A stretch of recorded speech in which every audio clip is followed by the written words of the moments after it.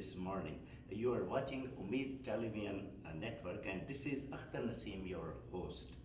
Dear viewers, since you know federal elections are at hand and all the contestants have been trying their best to reach every voter of their riding. In other words, a very busy schedule for the federal politicians. Today, we are happy to have Mr. Thomas Mulcair as our guest in our studios. Very briefly, Mr. Thomas has been 2 times member of National Assembly, Quebec, and 1 time member of the federal parliament from Outremont constituency. Once again, he is in the race. Yes, Mr. Thomas Mulcair, welcome to our show this morning. We are happy to have you here. Thank you for your kind invitation. There are a few questions that we have received from your riding, and I think you won't be reluctant to answer them. And the first question is, since you have been highly qualified person and also a teacher at the university level, what inspired you to join the politics of Canada? Well, my whole family has always been involved a lot in public life, and it's been an inspiration for me, trying to do our best to make things better for other people in our society, and that's what led me first to the study of law and second to government, because before being elected I worked a lot in government, and now for the past 18 years I've been an elected official. The second question which I have is, you have been 2 times MNA in Quebec Assembly. What party's platform did you use for that election? Quebec City is unique because there is no left and right. The division line is federalist and sovereignist. So the federalist camp is the Liberal Party, but it accommodates people who are on the right of the economic and social spectrum, as well as it accommodates people on the left. So I had several colleagues in cabinet, because I was a cabinet minister in Quebec City, who were NDP candidates in the past, several of them. And since I became a member of the NDP when I was 19, even one of my cabinet colleagues was the president of the NDP when I was a student. So it's a very different set here in Quebec, because the dividing line is whether we stay in Canada or whether we leave. I've always been a convinced federalist. Okay. The third question is, has NDP ever been invited to form a coalition government of Canada?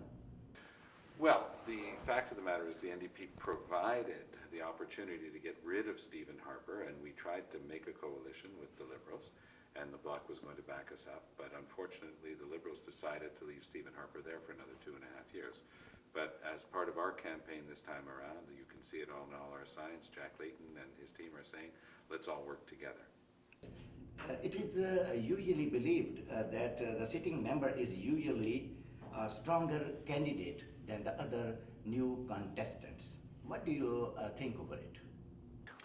Well, it's essentially people identify with you as being their member of parliament. So when I'm walking down Bernard Street in Outremont, or if I'm in a soup kitchen in the Mile End, or I'm meeting with a community group in Côte-de-Neige, people identify with me as being their member of parliament. So that's helpful. How do you find the other contestants in your riding? Well, I think that the Conservatives are putting up a very interesting candidate, a young man named Rudolph Husny, who seems to be quite able. The Green Party is putting up the same person for the 3rd election in a row with me, and he's somebody we're starting to know well. He likes to go by the name of Mr. Clothesline because he likes to try to replace dryers, clothes dryers, so we use less electricity. He tries to replace them with clotheslines. And the woman who's running for the Bloc Québécois is an interesting young athlete who's got a lot of experience at the international level, in fact, as a champion person with regard to the épée and the sword. So she's quite an interesting person. She's a young lady who's got a business. And of course there's somebody from the past who's trying to come back for the Liberals who last ran in 2000. How do you see the NDP's future? And do you think that it would come to the level of Liberals or Conservatives one time? Well, actually, here in the province of Quebec, the NDP is way ahead of the Liberals. We're way ahead of the Conservatives. We're far more popular. And in Quebec, don't forget, 90% of the population is French-speaking. Mr. Ignatieff and the Liberals don't connect with the majority population at all. When I go up to the Saguenay-Lac-Saint-Jean, or if I'm in Manicouagan working on our candidates up there, helping them out, I see that there's a lot of support. Last week, a poll out of Toronto by one of Canada's major polling firms showed that here in the province of Quebec, the NDP was at 24%, which is very good. Are you satisfied with Mr. Jack Layton's leadership? Jack Layton is one of the most extraordinary human beings I've ever had the pleasure of working with. He's battling right now courageously with a disease that he's overcoming, and he's getting stronger and stronger by the day, recovering from a small operation. But the ideas that he's brought to the party, the cohesion, the energy, the drive, the vision for the future are absolutely astonishing, and he has my full personal, political, and philosophical support. Have you got some special agenda to share with our viewers? Well, the most important thing for people to remember is that the Liberals, every time they're in an election, will try to promise you things, but they never deliver once they're in power. And that's always the disappointment. The only party that's been standing up for Canadians is the NDP. The Liberals voted 105 times with the Conservatives. So all the things that the Liberals are criticizing now, they voted for them. We in the NDP have stood up straight and taken on Stephen Harper and his ideas. We've challenged him. We've been in the forefront in taking on the Conservatives. So the only real alternative in this election for change, for real change, is the NDP, for a progressive view of the future, for trying to help all Canadians, for removing discrimination in our society, for better recognition of foreign credentials, to remove some of the barriers that the Conservatives and Liberals have put in for family reunification for immigrant families. These are all things that the NDP believes strongly in and that we're bringing to the electorate in this election.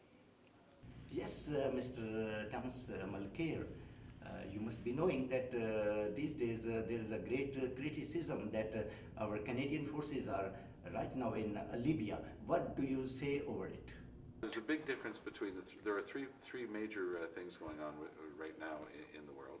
Canada did well to stay away from the war in Iraq, although Michael Ignatieff wanted Canada to be involved in the war in Iraq.